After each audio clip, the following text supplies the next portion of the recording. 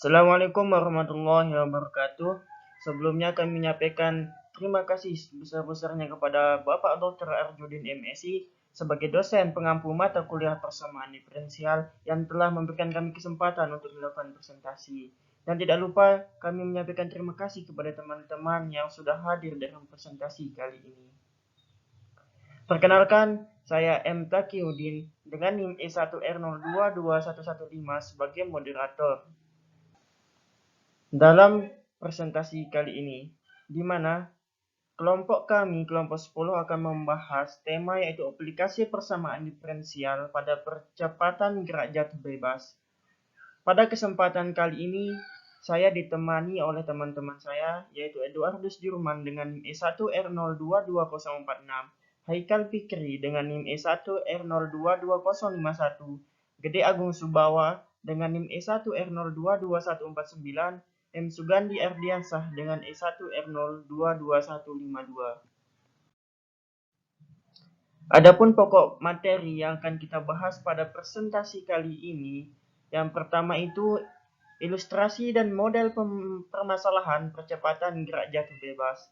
Dan yang kedua adalah solusi permasalahan percepatan gerak jatuh bebas. Dan yang ketiga adalah contoh kasus.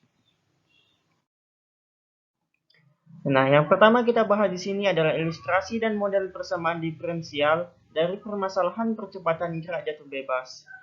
Persamaan diferensial adalah persamaan yang di dalamnya berisi turunan satu atau lebih variabel. Persamaan diferensial orde 1 dengan Y sebagai variabel independen dan X sebagai variabel dependen ditulis secara matematis sebagai berikut. dy per dx sama dengan fx, y. Persamaan diferensial dalam orde 2 ditulis secara matematis sebagai d kuadrat y per dx kuadrat sama dengan fx, y, dy per dx.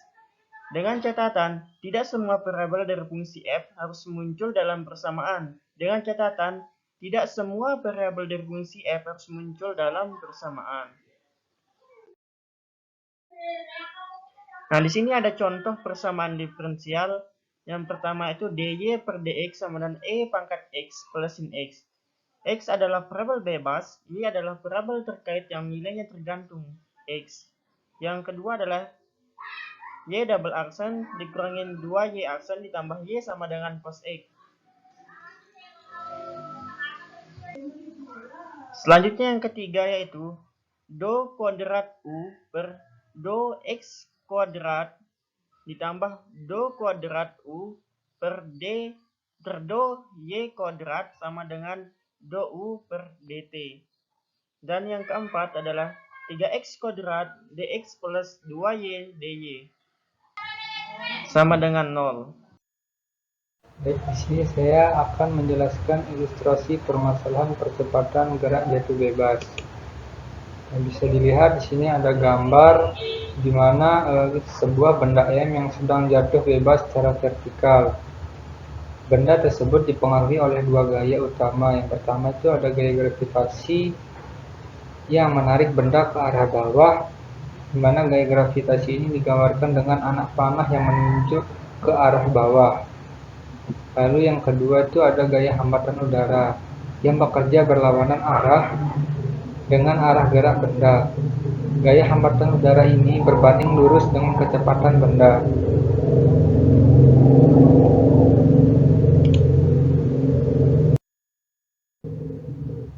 Selanjutnya di sini ada model persamaan diferensial masalah percepatan gerak jatuh bebas. Yang pertama, kita anggap suatu benda dengan massa m yang jatuh secara vertikal yang dipengaruhi hanya oleh gravitasi dan suatu hambatan udara yang proporsional terhadap kecepatan benda tersebut. Lalu kita asumsikan bahwa gravitasi dan massa tetap konstan dan arah ke bawah sebagai arah positif, maka F sama dengan M dikali A. Lalu di mana tanda minus menunjukkan gaya ini melawan kecepatan. Artinya gaya ini bekerja ke arah atas atau negatif, maka Mg kurang Kv sama dengan Ma atau A ditambah K per M dikali V sama dengan G. Baik, sekian itu saja yang dapat saya jelaskan. Selanjutnya akan dijelaskan oleh teman saya.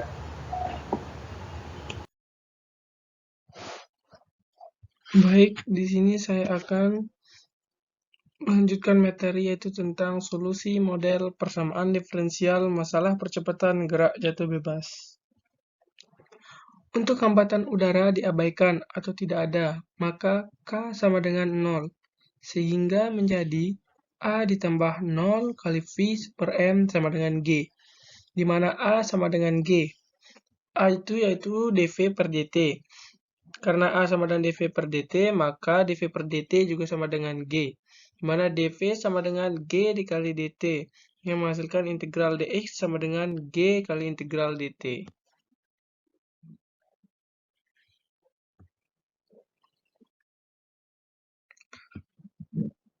Lalu berikutnya yaitu saya akan membahas tentang rumus untuk menentukan kecepatan. Untuk T sama dengan 0, Vt sama dengan Gt plus C, di mana V0 sama dengan G kali 0 plus C. Lalu V0 sama dengan C, jadi Vt sama dengan Gt ditambah V0.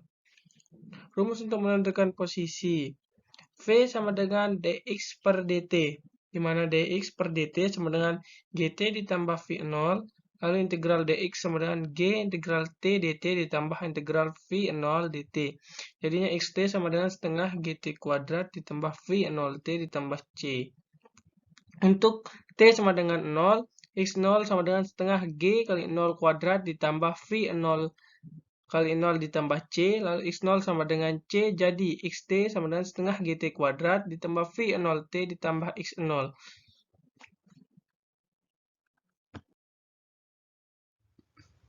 Oke, selanjutnya di sini saya akan menjelaskan contoh kasus masalah percepatan gerak jatuh bebas. Sebuah benda dijatuhkan dari puncak menara tanpa kecepatan awal. Setelah 5 detik, benda mencapai tanah. Jika G sama dengan 10 meter per second kuadrat, maka tinggi menara adalah. Nah, di sini pertama-tama kita tulis dulu apa yang diketahui. Di sini yang diketahui itu adalah T sama dengan 5 second, G sama dengan 10 meter per second kuadrat. Nah, yang ditanya itu adalah x0. Selanjutnya, seperti yang dijelaskan oleh teman kita sebelumnya tadi itu, tentang rumus xt sama dengan 1/2 gt kuadrat ditambah v0t ditambah x0, sehingga nilai-nilai yang sudah diketahui kita substitusi ke rumus xt ini, sehingga 0 sama dengan setengah kali 10 kali 5 kuadrat ditambah 0 kali 5 ditambah x0, sehingga didapatkan 125 ditambah 0 tambah x0, hingga x0 sama dengan min 125, x0 sama dengan 125. Jadi tinggi menara adalah 125 meter. Demikian contoh soal yang dapat saya jelaskan. Selanjutnya akan disampaikan oleh pemateri selanjutnya. Oke, baik. Selanjutnya yaitu contoh yang kedua tentang kasus masalah percepatan gerak jatuh bebas. Sebuah batu dijatuhkan dari puncak menara setinggi 45 meter.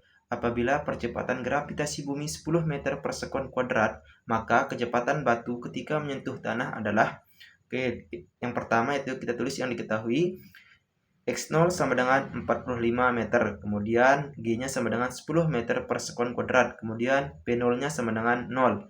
Nah, di sini yang ditanya yaitu P akhir. Oke, baik, cara penyelesaiannya yaitu seperti yang teman saya sudah dijelaskan tadi tentang rumus menentukan posisi. Xt sama dengan 1/2 dikali gt kuadrat ditambah P0t ditambah x0. 0 sama dengan 1/2 dikali 10t kuadrat ditambah 0 ditambah 45. Nah, hasilnya itu t kuadrat sama dengan 9.